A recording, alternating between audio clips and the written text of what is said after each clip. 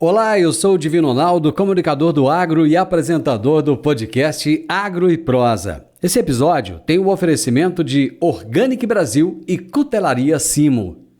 Organic Brasil, inovação e tecnologia para o futuro da agricultura, atendendo tanto pequenos quanto grandes agricultores com nossos fertilizantes de alta qualidade. Utilizamos tecnologia avançada para tratar e enriquecer a matéria orgânica por meio de processos industriais exclusivos. Nossos fertilizantes organominerais aumentam a capacidade de retenção da água do solo, tornam as plantas mais resistentes a estresses climáticos, resultados comprovados para maiores lucros. Organic Brasil, cultivando inovação, colhendo resultados.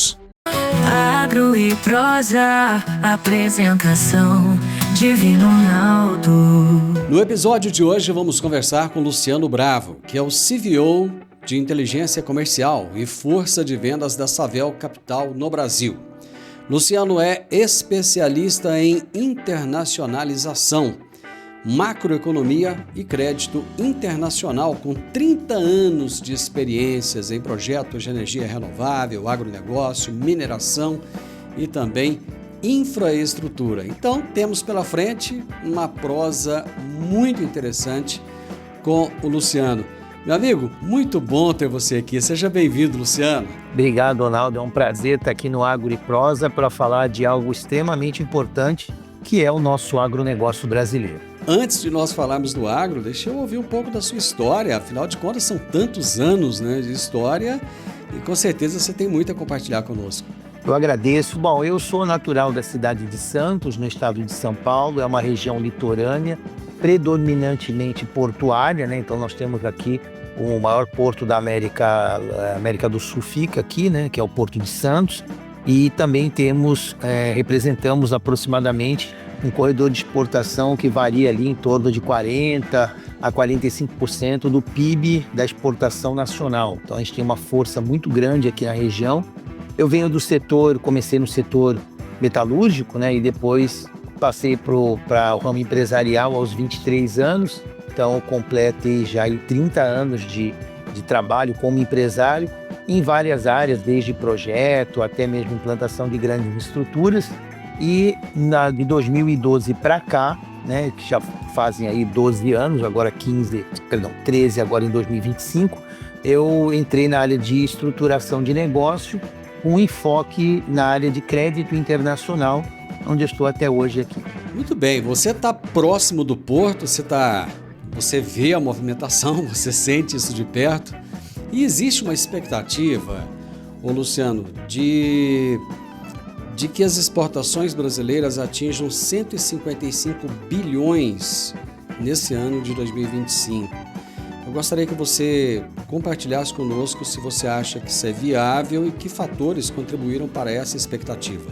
Eu acredito, Ronaldo, que a expectativa ela é totalmente alinhada, porque nós já sempre ficamos ali, pelo menos nos últimos anos, na faixa dos 150 bi de dólar, em exportação. Nossa balança comercial vem batendo recordes sucessivos, mesmo com uma eventual quebra de safra que houve em 2024, nós fomos muito bem. Acredito que os principais fatores que determinam essa perspectiva positiva, essa expectativa positiva, o primeiro é a aplicação de tecnologia e Big Data, ou seja, o campo está aplicando cada vez mais tecnologia e gerenciando a lavoura de maneira mais precisa através de dados que são obviamente consolidados por estações e fazendo com que o produtor rural tenha uma maior assertividade desde o plantio até a colheita. O segundo, eu vejo que é o próprio trabalho da força de aumento de produtividade com tecnologias agrícolas, aí a parte mais de insumos de aplicação, que a gente chama de nutrição vegetal, que aumenta a produtividade por hectare. E o terceiro, eu acredito que é na capacidade de escoamento, que obviamente foi realizado. Eu estou no Porto de Santos, eu vi todas as obras de ampliação de celulose, grãos e tudo. E os portos, não só de Santos, eles se preparam realmente para uma maior demanda nos corredores de exportação, onde eu acredito que ali a soja, a carne, o setor sucroalcooleiro nos deem, né, esse gap aí de 5 bi a mais favorável ao agronegócio brasileiro. Aliás, você falando dos portos, nós temos um problema seríssimo com portos, né, Luciano? Porque a nossa capacidade produtiva aumenta ano a ano, a área, o produtor ele está investindo muito, mas nós não percebemos a mesma, eu não sei se eu diria a mesma preocupação por parte dos governos. Eu não quero nem falar de um governo ou outro, né, mas dos governos de maneira geral, porque nós temos uma deficiência de portos, temos uma deficiência de estradas, temos uma deficiência de linha férrea, né? Enfim, o Brasil precisa muito de dar uma reviravolta nessa situação, né? Sim, existe deficiência, mas assim, eu não vou falar pelo governo, porque obviamente nós sabemos que os problemas que envolvem o governo não são desse mandato e são problemas estruturantes. Ou seja, não é um governo que vai resolver isso do dia para a noite. Mas se você vier aqui na cidade de Santos, por exemplo, né, como outros lugares que eu poderia licitar, foi feita uma grande obra viária que facilitou o escoamento para a área de granéis líquidos e granéis sólidos. Então, assim, quem está botando a mão, Ronaldo, é a iniciativa privada, né? O Arco Norte sofreu forte investimento, a malha ferroviária também terá, né, fortes investimentos de empresas privadas, como, por exemplo, a Rumo Logística, que é uma empresa da Cosan, e também você tem investimentos de concessões privadas que foram renegociadas e abriu caminho para que o setor privado das grandes empresas, né, da Fibria, da Klabin e da Eldorado Celulose, da MAGE, todos eles, a Cargill, todos eles se movimentaram, aumentando a capacidade estática de recepção de carga. Agora sim, existe um problema logístico e existe um problema de escoamento. Nós ainda temos problemas a resolver, tanto de rodovia como de ferrovia, e até mesmo nos portos, porque não é um desenvolvimento, vamos dizer, homogêneo, ele é por partes. Houve um avanço, mas ainda há muito trabalho pela frente. Acredito que se o governo acelerasse o processo, Ronaldo, de entregar a iniciativa privada, ele praticamente tiraria esse investimento da sua caderneta e jogava no colo de quem faz rápido, que são os arrendatários, né? Concordo com você plenamente. O Brasil é um bom lugar para se investir, Luciano? Olha, pela OCDE, o Brasil é o segundo melhor destino de investimento do mundo. A gente ganha até da China, até porque nós temos hoje uma taxa referencial de juros alta e, obviamente, o investidor estrangeiro está aquecido, inclusive, recentemente, está aí nas mídias para ver, o JP Morgan, que é um dos maiores bancos mundiais, renovou a aposta no Brasil e, obviamente, se o JP Morgan diz isso, é difícil discordar dele porque ele tem uma visão estratégica global.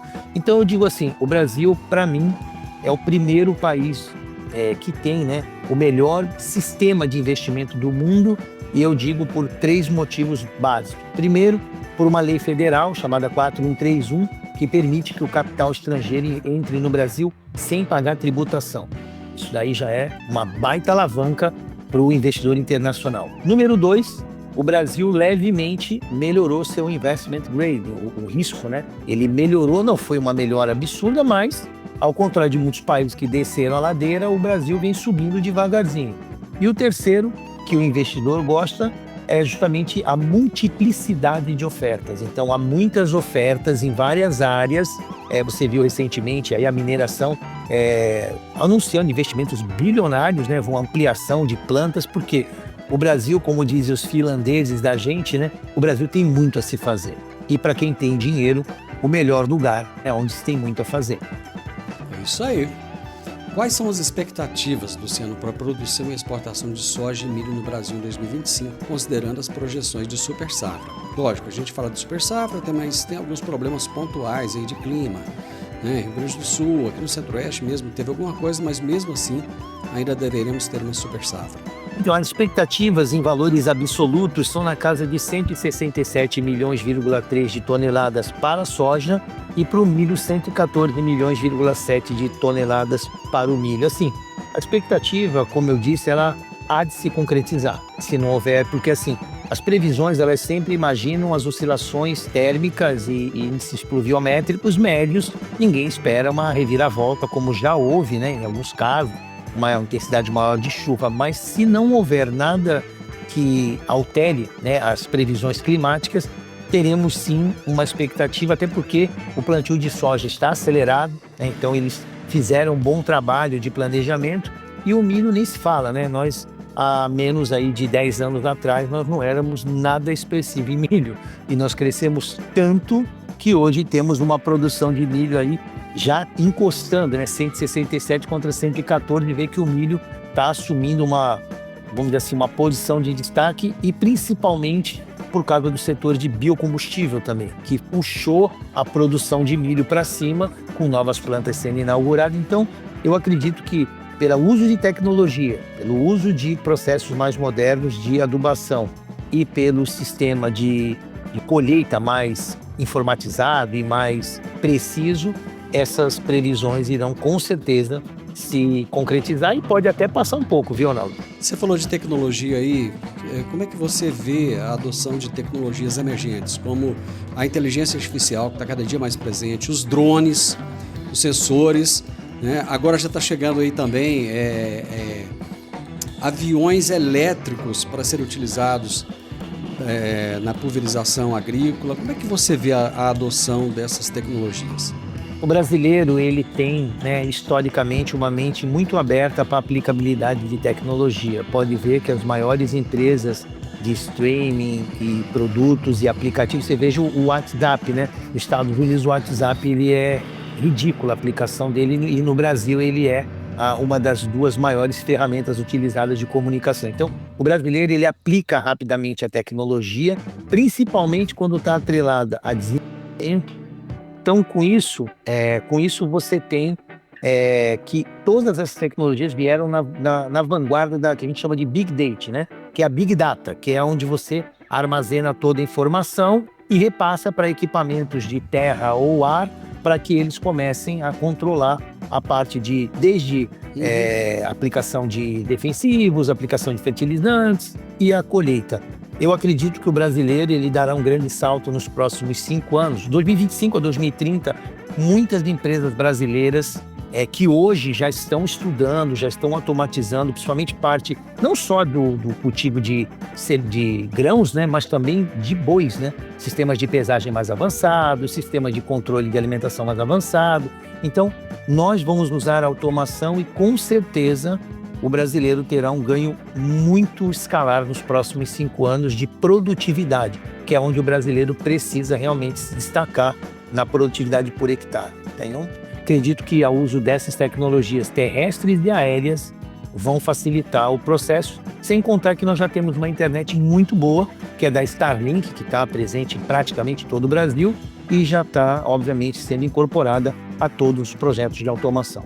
Eu vou fazer um intervalo comercial e já eu volto. Eu sempre gostei de canivete, desde os tempos em que eu fazia o curso de técnico agrícola, lá na Escola Agrotécnica Federal, que eu usava canivete. E agora eu tenho o privilégio de ter o meu canivete personalizado. Inclusive, tem um em formato de soja. É isso mesmo, é o canivete da Simo. Você gosta de canivete? Eu acho que vale a pena então você conhecer. Pra pescar, montar ou acampar, com canivete Simo você pode confiar. Lâmina de aço afiada e segura, com bainha de couro é qualidade pura. Canivete Simo pra você escolher, perfeito em todo lugar que você quiser ter. Canivete Simo pra você escolher, perfeito em todo lugar que você quiser ter. Canivete Simo, tecnologia a fio, perfeito em todo lugar. Hoje eu estou entrevistando o Luciano Bravo aqui no programa. Estamos falando a respeito de tecnologia, a respeito de macroeconomia, de crédito internacional, enfim, estamos falando de agronegócio. Mas mesmo assim, Luciano, com tudo isso que você colocou, o Brasil tem vários Brasis dentro dele, né? Então, a gente pega desde a propriedade mais avançada em termos de tecnologia até propriedades que estão ainda trabalhando como se estivéssemos no início do século XX, né? O que a gente tem que fazer para equiparar um pouco mais, para diminuir um pouco essas distâncias? Na verdade, o Brasil é um país que ele tem uma dimensão que fica difícil aplicar qualquer tipo de processo, desde tecnologia até processo educacional e, obviamente, pelas divisões de regiões, né, sul, sudeste, também existe uma diferença brutal de infraestrutura para avanço disso.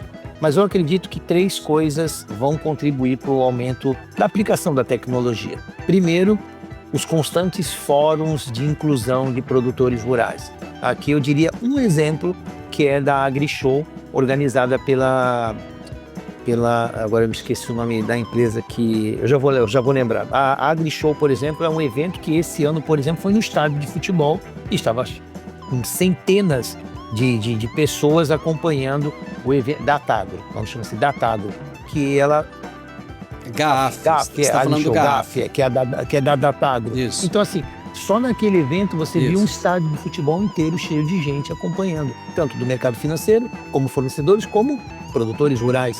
E eu fui nesse evento, Ronaldo, quando ele era ainda uma sala. Hoje ele é feito no estádio. Então você vê que a informação, e vem gente do Brasil inteiro, a informação é a primeira arma que vai ajudar a equalizar. Segundo, a concorrência. Chineses estão entrando pesado no Brasil e outros países estão mandando tecnologia para cá para que haja, vamos dizer, uma melhor oferta de tecnologia. Então isso já está acontecendo. Você deve ter visto aí de tratores e fábricas de máquina com total automatização e a um custo menor.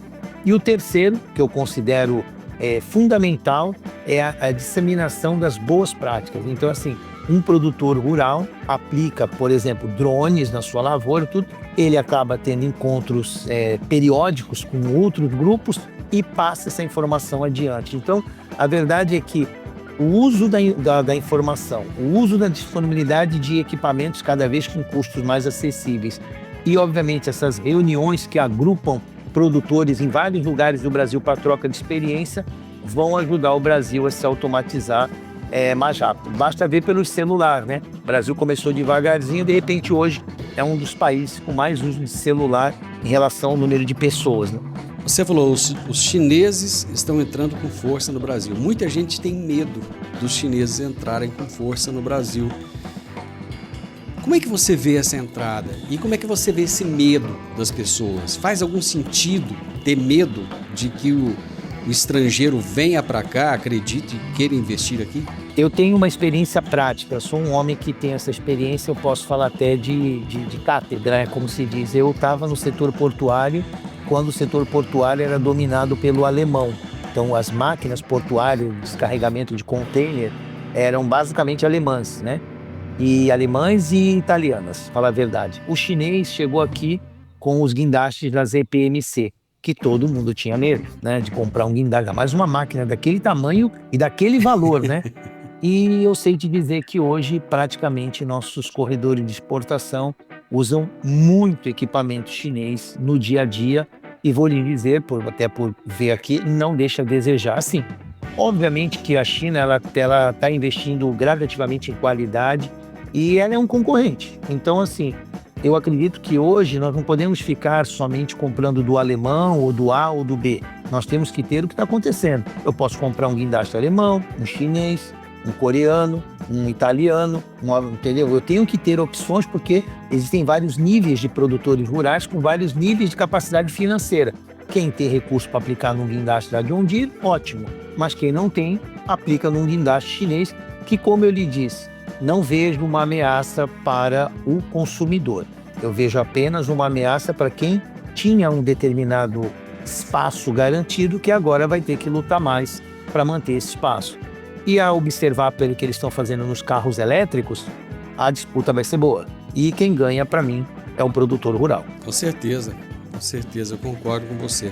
Já que o nosso tema é inovação, como você vê o papel da biotecnologia e do melhoramento genético, para que a gente possa ter cada vez mais produtividade e sustentabilidade nesse setor agropecuário? Eu vejo que a biotecnologia, o melhoramento genético, ele precisa um pouco sair da mão do governo, né? Porque hoje você tem muitas entidades ligadas ao governo trabalhando, e ir mais para a empresa privada, porque nós precisamos disso, nós precisamos de melhoramento genético até para poder plantar melhor, e produzir sementes com a melhor proteção, não só sementes, mas basicamente tudo aquilo que é produzido no agro precisa melhorar, precisa passar por uma atualização.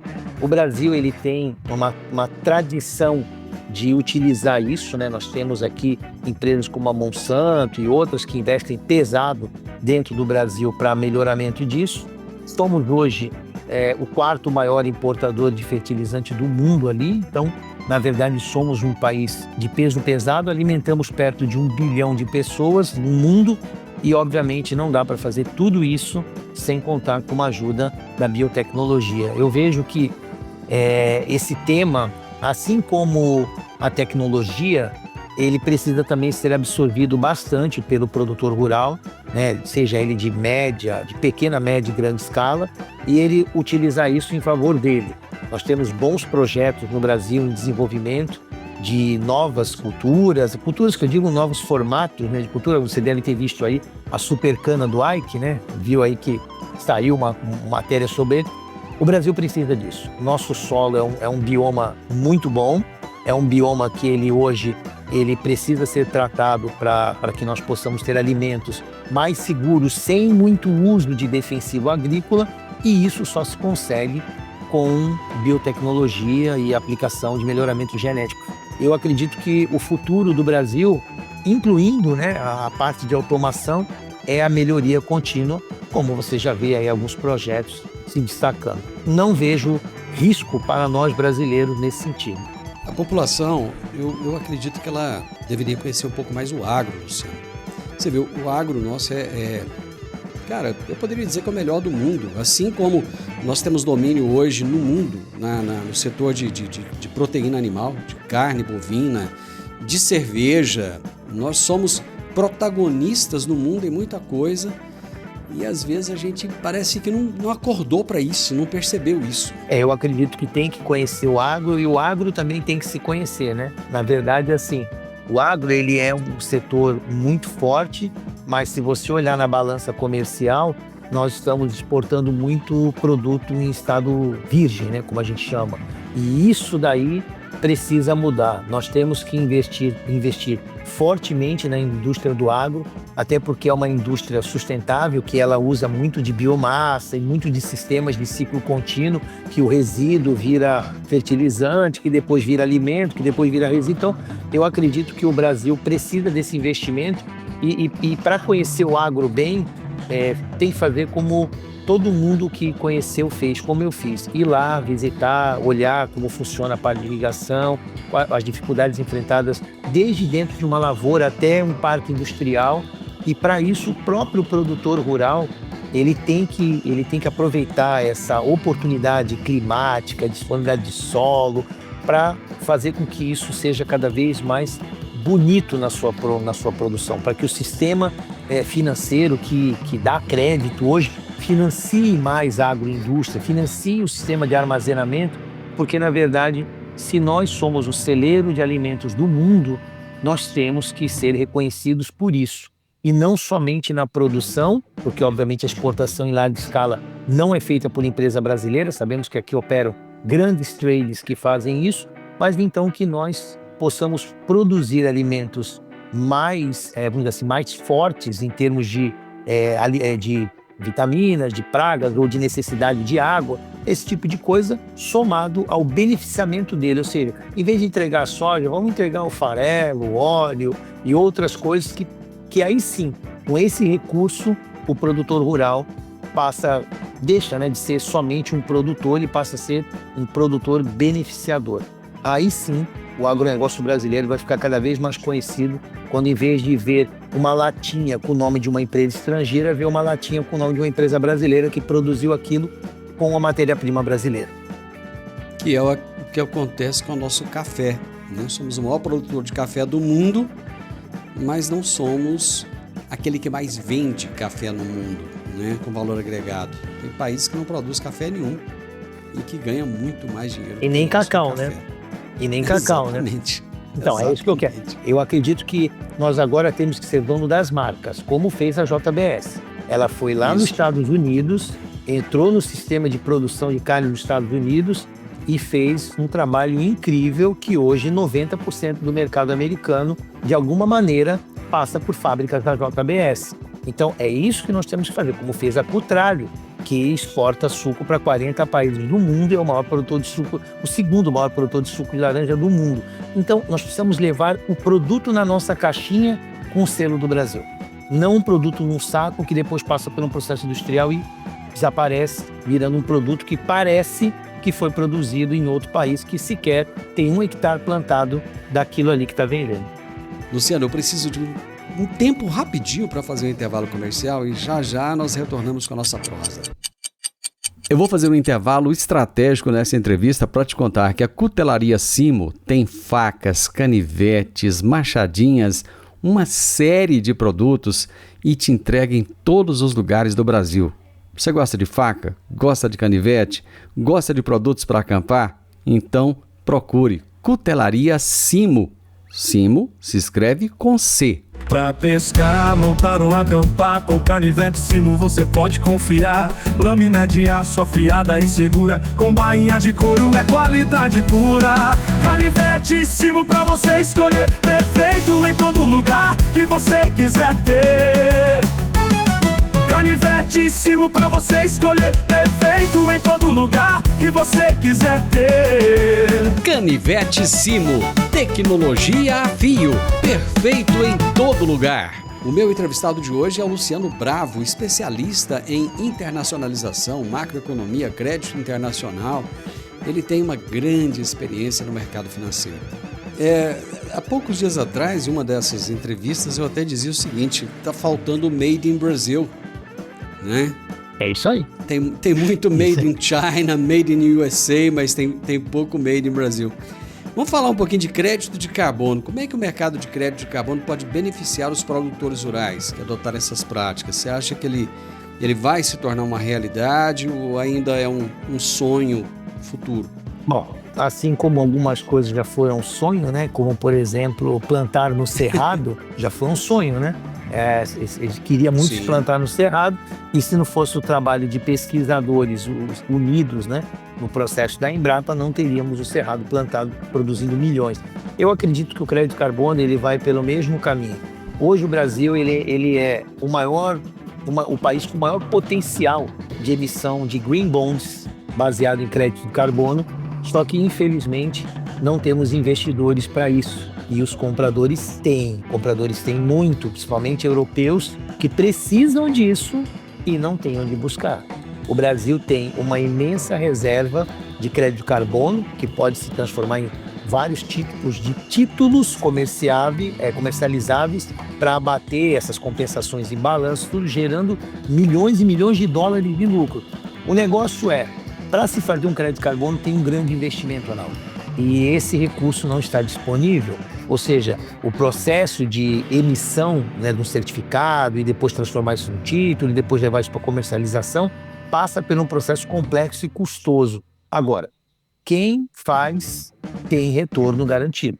Eu acredito que o que precisa é que os bancos, de maneira geral, financiem, né, a produção desses títulos e ganhem com o produtor rural na emissão deles, porque o produtor sozinho é muito difícil ele fazer. Tirando grandes empresas, tirando as 100 maiores empresas do agro, ou as 1000 maiores empresas do agro, o que sobra, né, o restante dos produtores, dificilmente consegue emitir um crédito de carbono. Mas duas coisas são fato. Primeiro, onde há oportunidade, há a possibilidade de geração de negócio. E aqui temos a oportunidade. E segundo, um processo que vem avançando muito, que é a tokenização. Não sei se o amigo já ouviu falar na tokenização. Pode dar um empurrão nesse processo aí muito grande, porque aí barateando o processo de transformação de um ativo físico em ativo digital, tudo fica mais fácil de ser comercializado. Inclusive acompanhei a comercialização do primeiro trator tokenizado no Brasil. Eu estava lá. É isso aí. A saída da tokenização é bom porque todo mundo ganha, né? Exatamente. Quem cede o ativo e quem investe. Amigo, guerra comercial entre Estados Unidos e China, como é que isso vai afetar as exportações agrícolas brasileiras e existem oportunidades nesse cenário? O grande foco do governo americano não é o governo brasileiro, nós sabemos disso. O foco dele são outros governos, né? principalmente ali a Índia e o México e, obviamente, a China, né? E a guerra tarifária dele vai, com certeza, produzir ganhos. E é aí que nós podemos ter uma surpresa boa da balança comercial brasileira, porque duas coisas eu já vislumbrei que vão acontecer nessa guerra comercial. Primeiro, países que se desestimularam de comprar dos Estados Unidos, esses que estão sendo afetados pela batalha tarifária, vão procurar a gente. Então eles vão ter que comprar de alguém. Então nós somos o segundo, vamos dizer, o segundo candidato imediato no processo. E número 2, mesmo que os Estados Unidos coloque, além do aço, né, que ele já colocou em outras partes, nós vamos nos beneficiar. Por quê? Porque existem centenas de países que o nosso comércio bilateral vem evoluindo. E eu diria apenas de 2. No México, que a gente vem evoluindo no comércio bilateral com o México, e o Canadá, que também foi afetado por isso. Então, quando você não pode vender para o principal mercado, você vende para os outros mercados. E principalmente aqueles que tiveram problema no mesmo lugar que o seu. Então, eu vejo que o agronegócio brasileiro não será afetado negativamente, muito pelo contrário, ele será beneficiado vendendo para quem hoje não consegue mais o acesso ao produto e também comprando, né? Porque também se vendia para lá, não tem para quem vender, os vendedores também precisam de parte desse produto. Nós podemos ter tanto uma melhora na exportação como um barateamento na importação vindo desse país. Então, eu acredito que o Brasil não tem ameaça, ele tem oportunidades à vista. Dólar, como é que você vê a atual situação do dólar e do real frente ao dólar?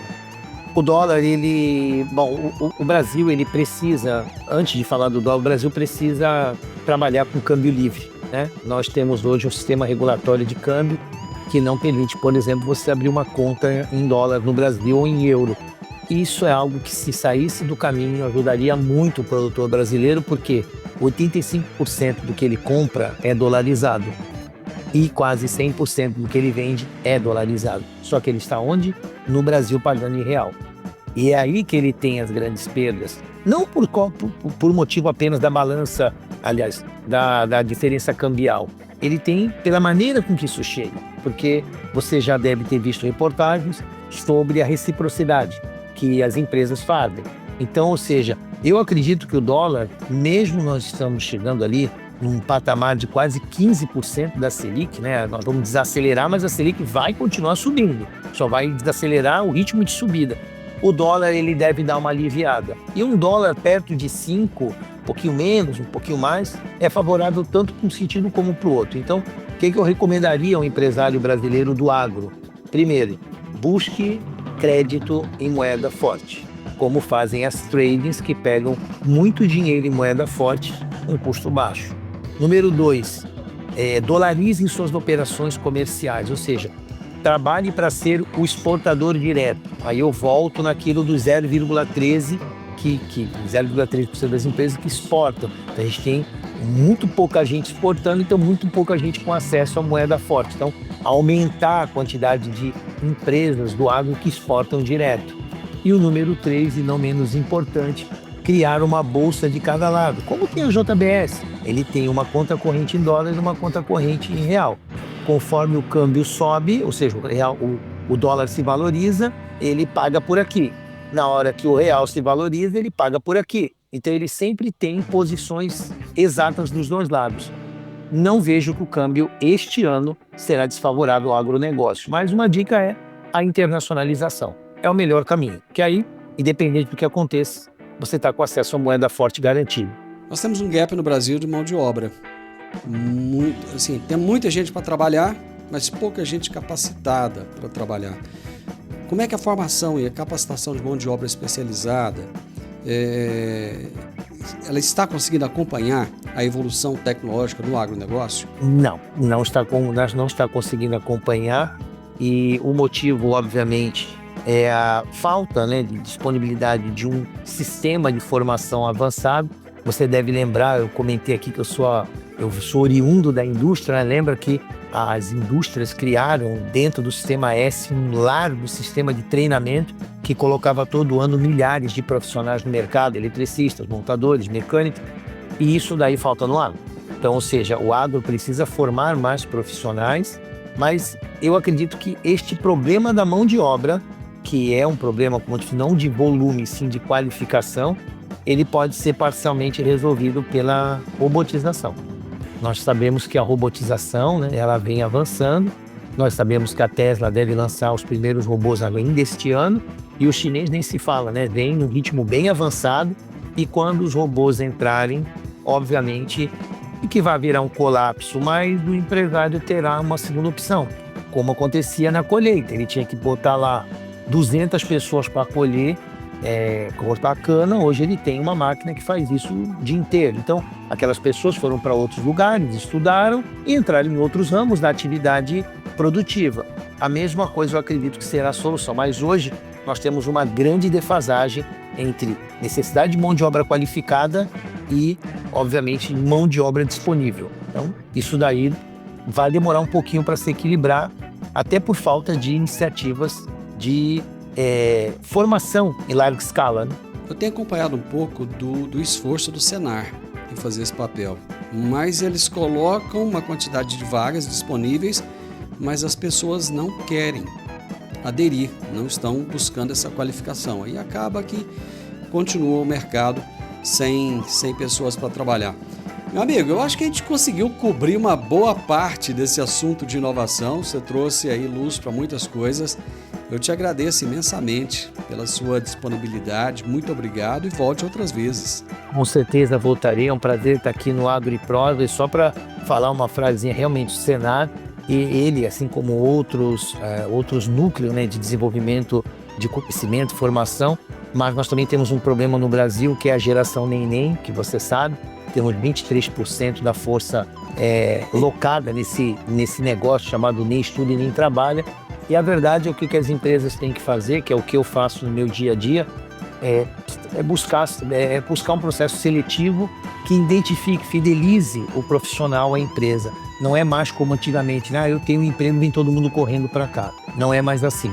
Então, eu acredito que o agronegócio, por ele estar passando por esse processo de formatação executiva que a indústria já tinha e que agora ele está indo pelo mesmo caminho, ele vai conseguir encontrar a atratividade para a fidelização do profissional no processo de trabalho.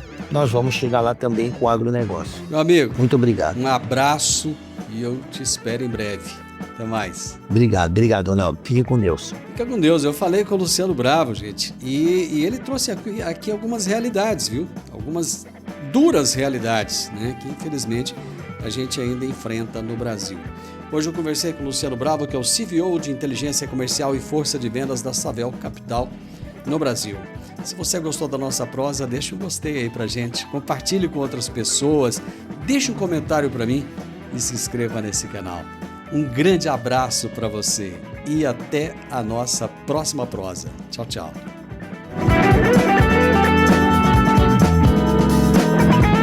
O podcast Agro e Prosa tem o objetivo de falar do agronegócio de forma fácil, simples e descomplicada. Diariamente conversamos com os maiores atores do agro e abordamos os mais diversos assuntos de interesse de produtores rurais, técnicos, pesquisadores, profissionais da área e simpatizantes do agronegócio. Se você gosta do nosso podcast, então você pode nos ajudar. É muito simples. Basta seguir-nos nas principais plataformas de streaming e também no YouTube. Se você deixar um gostei, compartilhar os episódios e deixar um comentário, já vai nos ajudar muito a dar relevância tanto ao podcast quanto ao canal. E o mais importante de tudo, nos siga para receber notificações de novos vídeos e episódios. Um grande abraço para você e até a nossa próxima prosa.